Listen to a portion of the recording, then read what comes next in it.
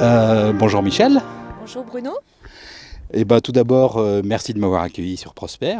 Et puis C'est de cette petite balade d'hier qui était très sympathique. un grand plaisir de t'accueillir sur mon petit bateau et de te faire partager le plaisir que j'ai de vivre dessus, quoi.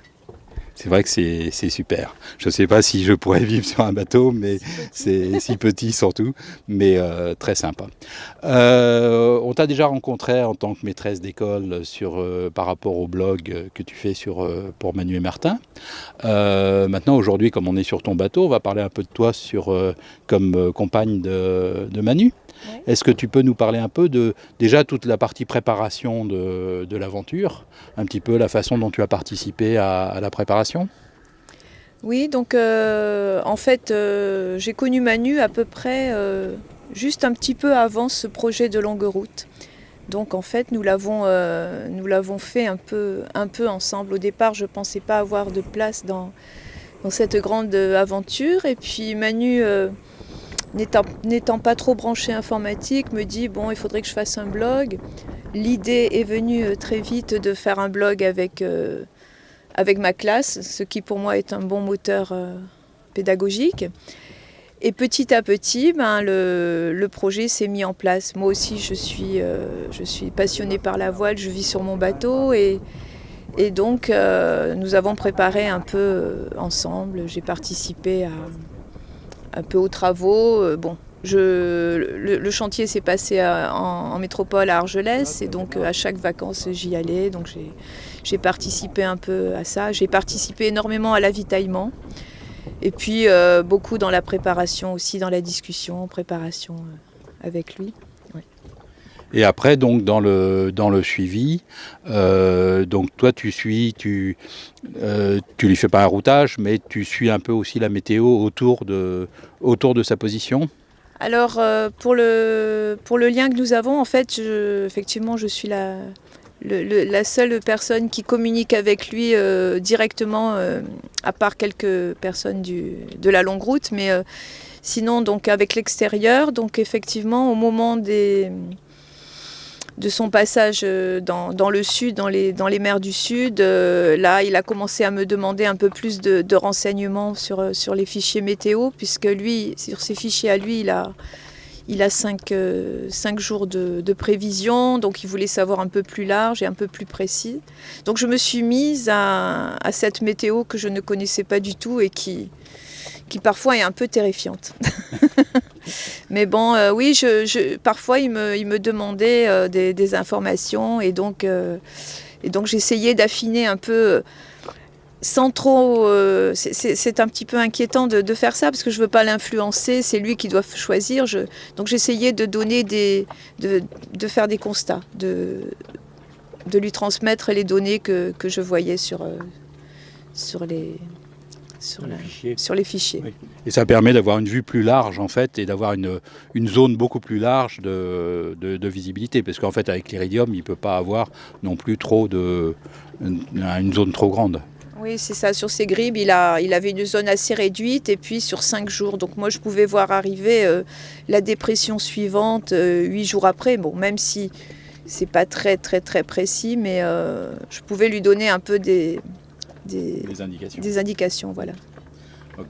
Ok. Et si on parle un petit peu de la fameuse tempête qu'il a subie là, et un petit peu toi, alors nous il nous l'a raconté que tu nous as raconté dans ton blog avec ses mots.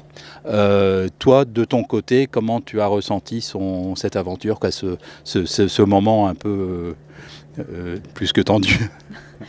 Je l'ai vu arriver, cette fameuse tempête. Alors, ça c'est tombé pendant les vacances de la Toussaint et moi-même, j'étais en navigation dans les Grenadines. Donc, j'avais des connexions assez limitées. Mais j'ai essayé vraiment Donc, je l'ai vu arriver. J'ai vu qu'elle était très grosse, beaucoup plus grosse que les autres. J'ai vu les rafales à 80 nœuds. Et donc je lui ai transmis ça parce qu'il les avait un peu, lui il avait les prévisions un peu plus basses. Et donc voilà, j'ai pas eu de moment de peur vraiment.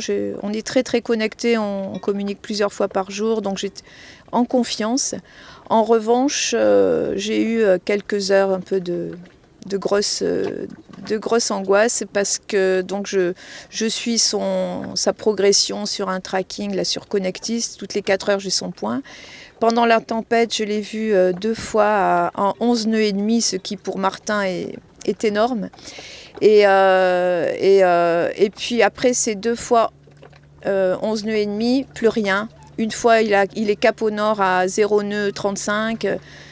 4 heures après, cap au sud à 0 nœud 5. Ça faisait vraiment un bateau qui dérive, qui n'était plus du tout gouverné. Donc là, je lui ai envoyé des SMS, réponds-moi, qui que quoi. Effectivement, comme je suis la seule personne qui était un peu en lien, j'ai eu un petit moment de...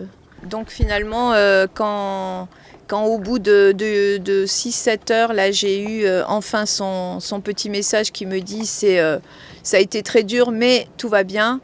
Là, j'étais rassurée, donc voilà. Et je continue à l'accompagner après, normalement. J'imagine un petit peu l'angoisse que ça a dû être quand même. C'est pas facile d'être compagne de marin comme ça sur la longue route.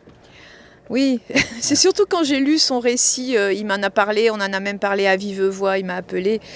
Mais quand j'ai lu le récit de son journal de bord qu'il a intitulé Big Storm, que j'ai vu qu'il était sous l'eau dans ses chavirages contre les filières, là je me suis dit, je me suis rendu compte. Mais bon, non, j'ai toujours eu confiance et voilà, je suis avec lui, il n'y a pas de...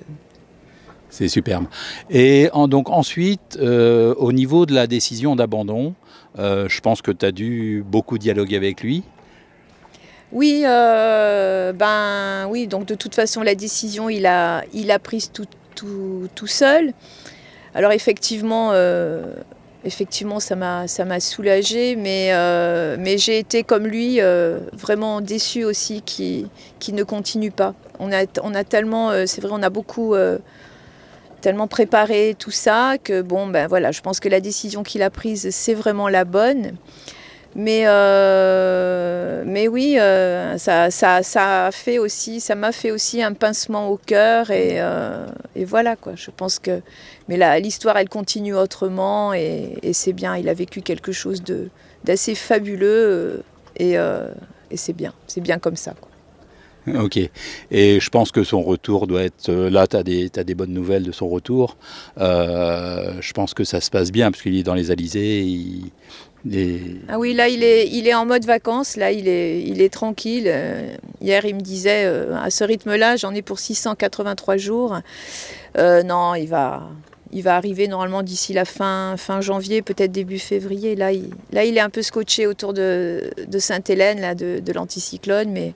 Ça se passe très très bien, il va bien là, il est content d'être en mer, il est content d'arriver ici aussi, donc tout va bien, quoi. Impeccable. Écoute Michel, je te remercie bien, et puis à moins que tu aies quelque chose que tu veuilles ajouter par rapport à tout ça. Non, on va essayer moi je vais essayer de voir les enfants là le vendredi quand je vais revenir des Grenadines. Ouais. Ça serait sympa. Et puis comme ça on te reverra dans ta posture maîtresse d'école. Oui. Non, c'est vrai que c'est ce que je peux rajouter, c'est que pour moi cette longue route c'est quand même une aventure incroyable. Je la vis vraiment au quotidien. C'est la première fois aussi dans ma vie que j'allie je mets sur le même plan ma vie, on va dire, professionnelle, que j'adore, mon métier que j'adore, ma passion qui est assez récente de la voile, la découverte du bateau, et puis ma vie plus privée, je veux dire ma relation avec Manu. Donc c'est assez étonnant pour moi, et c'est assez fluide. Et c'est complet, quoi. Donc c'est une très très belle aventure, c'est un moteur pour nous tous, c'est un moteur pour moi aussi bien dans mon enseignement que dans ma progression avec mon bateau Prosper. Grâce à Manu, je me lance à naviguer un peu toute seule, il m'apporte beaucoup de confiance. Lui, je pense qu'on lui apporte beaucoup, les enfants, et puis moi de le suivre au quotidien comme ça. Je crois que c'est vraiment une synergie qui qui est très très chouette, quoi. C'est une super aventure. Une belle aventure, hein. C'est vrai que Ouais. quand on voit un petit peu, effectivement, moi j'avais vu les enfants, en suivant le blog, on voit un petit peu toute l'implication qui se donne là-dedans. Ouais. Et oui, c'est très beau. Et je pense qu'au niveau pédagogique, c'est très intéressant pour eux.